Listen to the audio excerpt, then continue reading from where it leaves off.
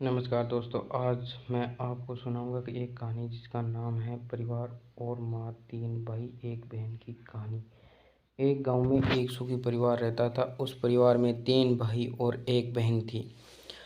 उनके माँ बाप चारों से बेहद प्यार करते थे, मगर बीच वाले बेटे से थोड़ा परेशान थे, क्योंकि बड़ा बेटा पढ़ लिख कर डॉक्टर बन गया और छोटा बेटा भी पढ़ लिख कर इंजीनियर बन गया था। मगर उनका बीच वाला बेटा बिल्कुल गंवार और आवारा ही बनकर रह गया।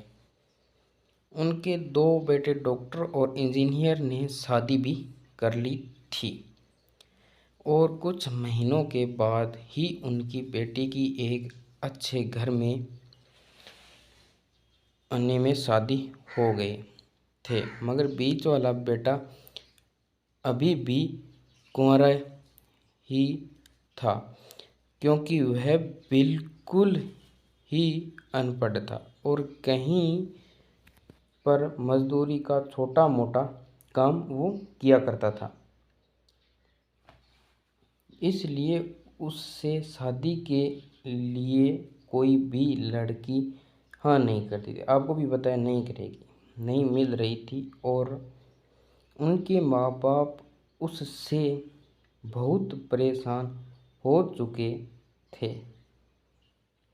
आपको भी पता है, ऐसा होगा तो परेशान ही होंगे। जब भी उसकी बहन अपने मायके आती तो वह पहले अपने डॉक्टर और इंजीनियर भाइयों से मिलती, ये तो सही बात है, मगर बीच वाले भाई से भी बहुत कम मिलती थी, क्योंकि वह उसे पैसे नहीं दे पाता था।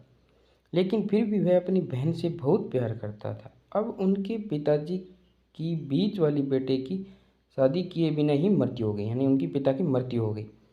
उनकी माँ ने सोचा कहीं अब किसी से मुँह से बंटवारे की बात ना निकले, इसलिए अपने ही गांव की एक सीधी सादी लड़की से अपने गंवारे लड़के की शादी करवा दी। जाने क्या हुआ, अनपढ़ बेटा लगातार काम करने लगा और पहले से कहीं ज़्यादा मेहनत करने लगा। तो उससे कोई भी दोस्त बुलाने आता तो वह उससे वही कहता कि भाई पहले मैं तो जैसे तैसे अकेला काम कर खा लेता था, मगर अब शादी हो गई है तो मुझे अपनी पत्नी लिए भी कमाना पड़ता है और कल को आने वाले बच्चों के लिए भी जोड़ना पड़ेगा। इसलिए दोस्त, अब मैं तेरे साथ नहीं घूम सकता।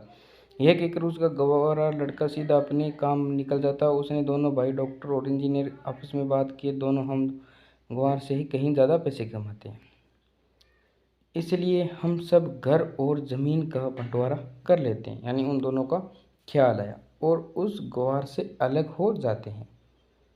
हाँ, होता ही है, नौकरी लगी हुई है, क्योंकि वह हमारे बराबर कभी नहीं कमा सकता। ठीक है, वे दोनों कह रहे हैं कि हमारे बराबर नहीं कमा सकती। इसलिए उन दोनों भाइयों ने अपनी माँ के लाख मना करने के बावजूद भी बंटवारे की तारीख तय कर दी। यानी भाई बंटवारे की दिनांक है वो तय कर दी और उन्होंने अपनी बहन को भी बुलवा लिया अपने मायके से, वहाँ यानी मायके सॉरी सासरे से। गवार भाई से भी कह दिया, यानी वो आवारा था जो घूमते था, जब अनपढ़ है तो उसे गवार ही कहा जाता है। आज तुम अपने काम पर मत जाना, यानी वो दोनों भाई उससे कहते हैं कि आज तुम काम पर मत जाना, सब आज घर और ज़मीन का बंटवारा करेंगे। यानी वे दोनों भाई उस गवार भाई से कह रहे हैं कि कहीं जाना मत। उसी वक्त उसकी बहन भी आ जाती है, यानी जो सासरे चली गई थी वो आ जाती। उसका गवार भाई कहता है कि तुम लोग बंटवारा कर लो और मुझे जो भी देना हो दे देना, शाम को आकर अंगूठा लगा दूंगा। तभी उसकी बहन कहती है, अरे बेवकूफ़, तू तो अनपढ़ ही रहेगा, ज़मीन का हिस्सा तो आमने सामने बैठ कर ही होता है। यानी वो बहन उसको समझा रही है। तभी उनके दोनों भाइयों को उल्टा सीधा कहते, तब उनकी माँ भी उससे कहती है कि बेटा आज तुम काम पर मत जा। यानी उनकी माँ कहती है कि तुम काम पर मत जा, बंटवारा तेरे सामने ही होगा तो ही अच्छा है। उसी वक्त वकील भी आ जाता है। तभी वकील कहते हैं कि आपका सारा हिस्सा मिलाकर 10 बीघा ज़मीन और आपका घर है, यानी 10 बीघा ज़मीन है मांग रहे और एक घर है। अब यह बताओ कि किसको कितना हिस्सा देना है, मैं उसी हिसाब से बंटवारा के कागज़ बना दूंगा। उसी वक्त उसका गवार भाई कहता है कि वकील साहब 5 बीघा मेरे दोनों भाइयों के नाम लिख दो और यह जो हमारा मकान है यह मेरी प्यारी बहन के नाम कर दो। तभी उसके दोनों भाई और बहन पूछते हैं, और तुम हिस्से में क्या लोग लेगा, यानी वो उनसे पूछते हैं कि तुम क्या लेगा। तभी उनका ग्वार भाई कहता है कि मेरे हिस्से में मेरी प्यारी माँ, मेरी प्यारी माँ। वाह क्या खूब लाइन आई है, हिस्से में मेरी प्यारी माँ है ना। और तभी वह अपनी पत्नी की तरफ मुस्कुराते हुए कहता है, जो उसकी पत्नी है उनकी तरफ देखकर हंसता है कि क्यों मेरी प्यारी पत्नी, क्या मैंने गलत कहा। यानी वो उस पत्नी से पूछते हैं कि क्या मैंने ये गलत तो नहीं कह दिया।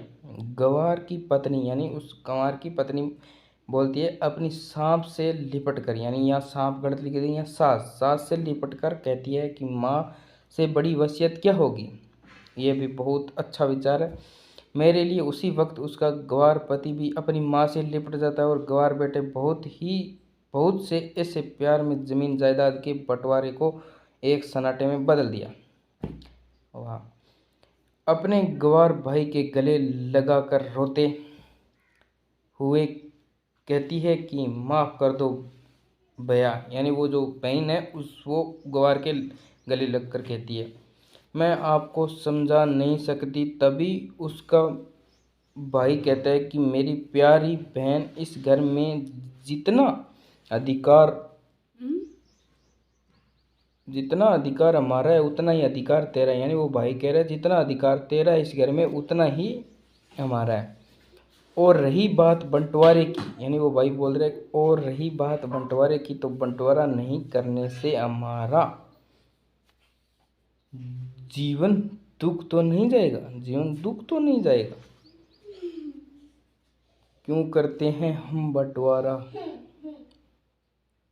क्यों करते हैं हम बंटवारा, हम एक साथ मिलकर नहीं रह सकते जैसे हम बचपन में रहते हैं। यानी वो भाई बोलता है कि जैसे हम बचपन में रहते थे वैसे नहीं रह सकते क्या, मिलकर रहते थे एक साथ, यानी वो एक साथ रहते थे, यानी बचपन की बात कर रहा है वो। मिलकर रहने को कहते हैं एक अच्छा परिवार और